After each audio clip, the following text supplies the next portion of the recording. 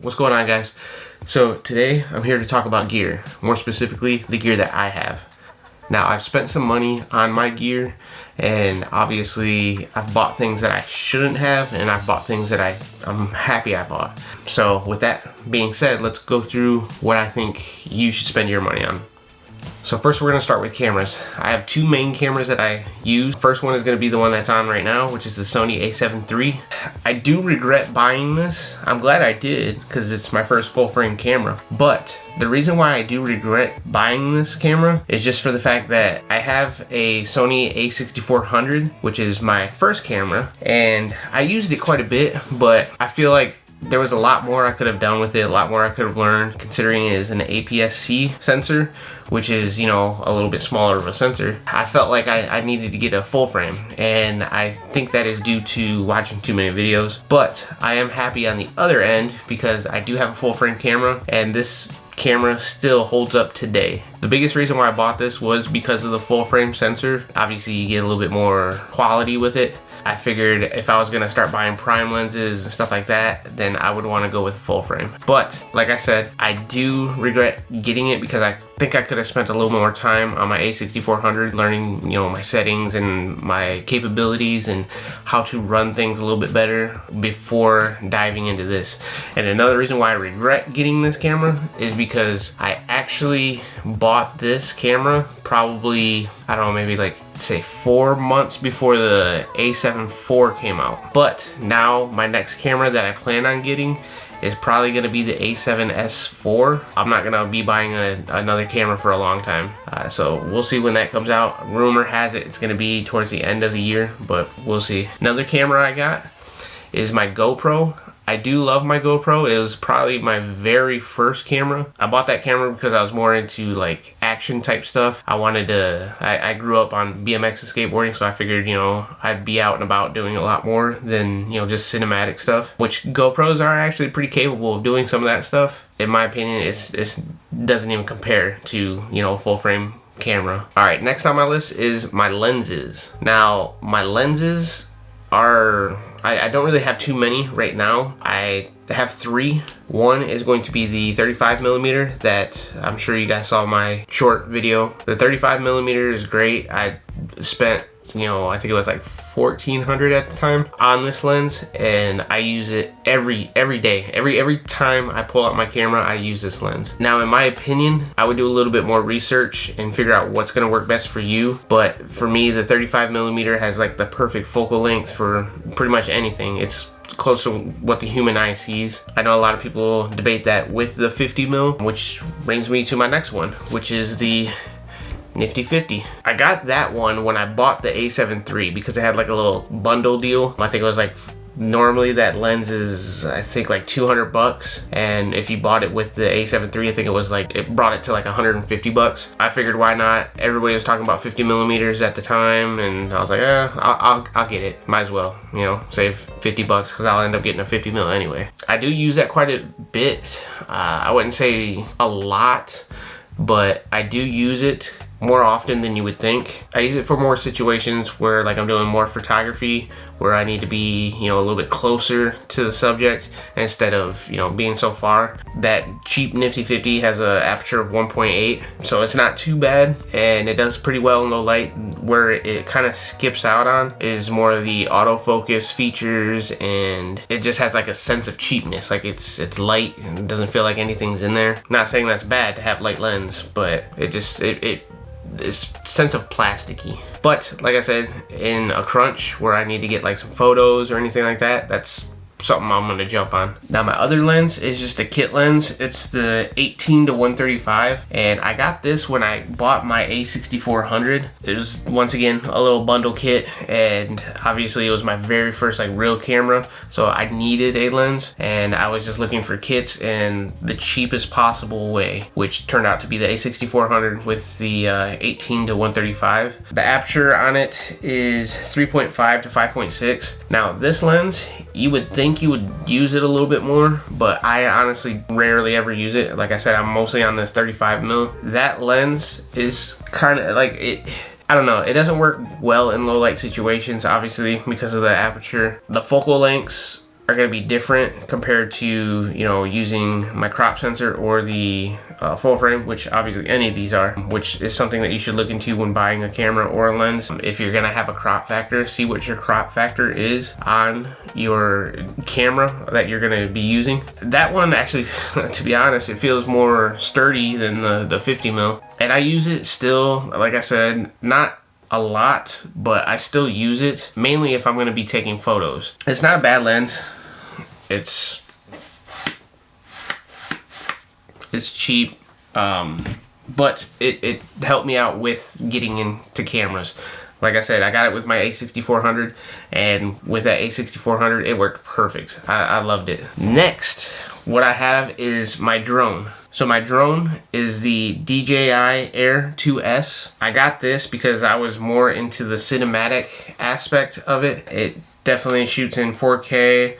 It has the 1-inch sensor, and I think it's 20 megapixels. Yeah, 20 megapixels. It's my first drone I ever bought. I kind of bought it just because that's what was out at the time, and I wanted to try drones. And like I said, I wanted to do more cinematic stuff. So I went with this. Now, all the rave is the FPV, which is something I really want to get into. And once again, I'll probably go with the DJI, the Avata, the DJI Avata. DJI is really good. I love them. I bought the Fly More kit, which comes with this. It comes with the remote. It comes with 2 extra batteries, so in a total of 3 batteries. And then it comes with extra wings. Also, it comes with the ND filters, which is something that everybody will use, especially if you're shooting in Phoenix, where I was. The sun is just a killer of footage. But this is perfect for your first drone. I recommend it. It was easy to learn, easy to use. It's pretty simple. I would recommend this over FPV if you're just starting out, because from what I've read and heard, FPV is just a nightmare to get used to. Well, let me rephrase that. Not a nightmare to get used to, just very challenging.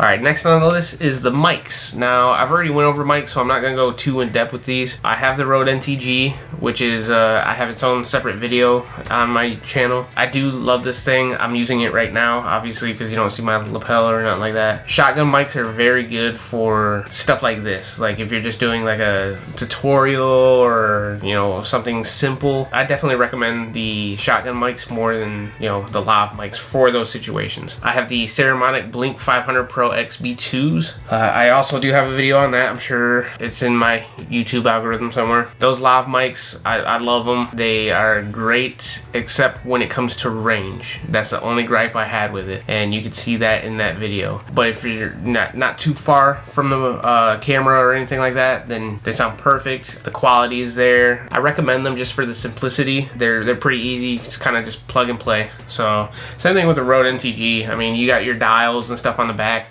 but it's still plug and play. But if you want something a little more advanced, then I would recommend the NTG or go with a lav. And honestly, nowadays any mic you can get pretty good sound quality out of. Now, next on the list is my gimbal. My gimbal I knew I wanted smoother footage, and I knew about gimbals at the time, but I didn't know which one to get or anything like that. My guess was just go into a store and try to find one. So I went into Best Buy and bought this random gimbal. I can't even remember what it was, but I bought it and took it home, plugged it in, or, you know, hooked up the camera and everything, and the motors were just going wild. Like, you just, the death wobble. At the time, I didn't know what that meant was the camera's too heavy for the gimbal. So I thought I got like a broken gimbal or something like that. So I took it back, and when we were on our way back to Best Buy to return it, I started looking up things like, why is it doing this? Why is it doing this? You know, I found out that, you know, camera was too heavy. On my way there, I had 5 minutes, and I was just like, okay, let me just try to figure out which one can support my camera that is going to be at Best Buy. And I found the, forgive me if I butcher this, but the Zhiyun, that's what I always call it, but I found the Zhiyun Weeble S. I decided to go with it. It was just maybe, I want to say like $100 or $200 more. I just went with it and took it home, and at the time I had buyer's remorse. I just thought I wasn't going to use it, or that I wasn't going to figure out its full potential. But lo and behold, that to me was probably the best investment I have ever made. I love my gimbal. Now I do want to go with a new one because this one's kind of outdated, but that gimbal is perfect for somebody that just needs to start out and learn, or wants to try to get smoother footage and has never messed with a gimbal. It's pretty simple. You just put the little base plate on the bottom and then connect it in, go to auto tune, hit the auto tune, it balances it, and then off you go. It's got different features like the POV mode, pan follow, just all kinds of stuff. But like I said, that was probably my best investment. I love that thing. I use it more often than probably anything else that I have. So I do recommend getting a gimbal. Right now, I would suggest the DJI RS3, depending on what you're using, the Mini, the Pro, or just the DJI RS3. Most people could probably get away with the DJI RS3, but if you want to get that Pro level, get the Pro. That's probably my next gimbal that I'll probably end up getting. So next, because I'm talking about the gimbal, I decided to go with a small rig cage. Now this I feel was kind of a sporadic buy. Like, I'm glad I have it because it does help you out with certain things, which I'll get into. But at the time, I bought it because I thought I was going to use it a lot more, but I really don't. I bought this because I wanted to learn handheld filming a little bit better. I wanted to try to mess with my camera without the gimbal. Turns out the IBIS was not the best in the A7 III. I mean, it's decent. It's not, you know, horrible or anything. Still, I prefer, I don't know, me, I have an eye for smoothness. So like, if I see just one micro little jitter, I'm just like, oh my God, the whole thing's ruined. Why? Yeah, so with this, it is cool. I do like it. It came with a handle and a top handle, and then a mount for my monitors, which we'll get into next. But this cage is strong. It's heavy duty. You're not gonna break anything if you bump into it or whatnot. And you can build out some pretty cool rigs. Like, I've seen some pretty decent things. It just costs money to build it out even more, which I honestly, for the A7 III, I probably won't build it out. Maybe the A7S4, when that comes out, I'll probably buy a cage and build that out a little bit better, just because it has better IBIS, the stabilization. At least the A7S III does. I'm sure the A7S4 is going to be even better. So maybe I'll build that out, and maybe in future I'll make a little video tutorial of that. But for now, my advice is only buy a cage if you're going to actually like fully build out something. If you're just testing out things and stuff like that, like, I wouldn't recommend a cage. But if you're going to actually build out a full rig, then yes, I definitely recommend getting a cage. Like I said, you can build out all sorts of things. Now my monitor, which I'm actually using right now to kind of make sure I'm in, you know, focus and whatnot, the monitor is the Atomos Ninja 5. I do like this thing. It's cool, but it's a little more monitor than I actually needed. It has external recording. You can put LUTs on there and, you know, see what your color grade is actually going to look like. It's got a lot of features. Like I said, it's a lot more than I need, a lot more than I can handle, to be honest. I just really wanted something where I didn't have to look at the back of my screen. Especially with the A7 III, it doesn't have the screen that, you know, folds out. It has the articulating screen where it just kind of moves back and forth. So I wouldn't be able to see myself like I can now with the Atomos Ninja 5. It was one of those situations where I needed a monitor, and I bought more than I would use just in case I needed it later on, which to this point I still haven't. So if you're doing like full feature films or like a budget film or something like that, then yeah, I definitely see where this comes in. It has cool features like the zebras, histogram, false colors, peaking on the focus settings, just a bunch of stuff that I probably will never use. I use the histogram, that way I know I'm not overexposed or anything. So you guys are probably wondering why I'm in a different t-shirt. The clip on the last part of the video, I guess I ended up hitting the button or something like that. My bad, I messed up. So next on the list is my light. Currently the only thing I have is a ring light. It's not nothing too crazy. It just lights my face a little bit, and honestly, it's not that great. It does have a little bit of controlling on it, where I can make it lighter, darker, or cooler, or warmer, which is something that you want in every light. But as far as like the output on it isn't the greatest. I'm not sure what wattage it is, but it does what it needs to do right now. I do want to invest in some new lights. I want to get some apertures or the Amarans. Probably the 100Ds or even the 60Ds might be decent. I mean, I'll look more into it, you know, once I get to that point where I'm actually gonna purchase them. But for now, this is doing what I needed to do, so I'm good with that. Next are my tripods. So the one I have on right now is just some cheap little Amazon knockoff BS, which I do recommend investing into a better tripod. This one is kind of flimsy and it's kind of scares me, but I don't think it's going anywhere. The other tripod that I have is the Joby Gorilla something rather.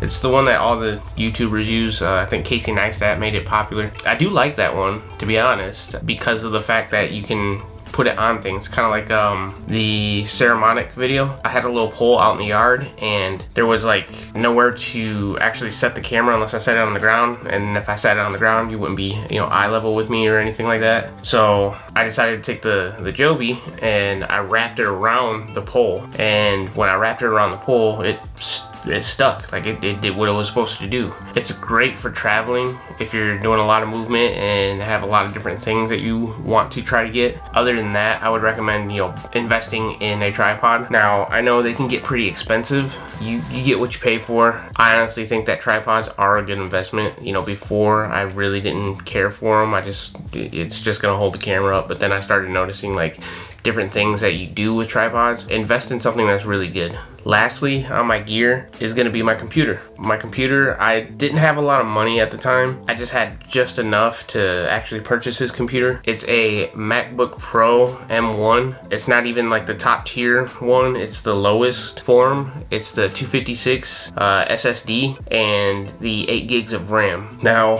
I know a lot of people are scared when it comes to, you know, running, you know, Final Cut or DaVinci or Premiere with 8 gigs of RAM, and I was too, but I decided to go against my better judgment and I did it. And for what I do, you know, just the YouTube videos and stuff like that, it handles it easily. Now, if you're gonna go all out and do like an actual film or like a little documentary or really get into your edit, then yes, I do recommend getting something a little bit higher than this, whether that's Mac or Windows or, you know, anything that, you know, you like. Me personally, I'm a Mac person. Apple's always done me good. They did me good with Final Cut, they did me good with iMovie, they did me good with my phone, my computer, everything. So I stand by Apple. At the end of the day, it doesn't really matter what gear you have or how much you spent on or how much you accumulate. It just matters about your creativity and how you can use that creativity to get the shots that you want, get the sounds, the colors, anything. Get anything that you want for your art. I've been a firm believer of gear doesn't matter to an extent. Now by that I mean, obviously if you're shooting on a Nokia phone, then you're not gonna get anything. But if all you have is just your phone to shoot videos, use that. I mean, that's what it's there for. I mean, you have the video capabilities. You don't need a fancy camera. You don't need fancy mics or anything. There's tons of software out there that can absolutely spice up your audio, spice up your videos. Don't worry about the gear. Just be creative. Think outside the box. Do what your mind is supposed to do. Think. And on that note, if you have any questions about any of the gear that I have, or if you're thinking of getting that gear and you're kind of on the fence about it, let me know in the comments and I'll respond with any type of advice that I can give you, especially when it comes to the gear. Like, share, subscribe. Peace.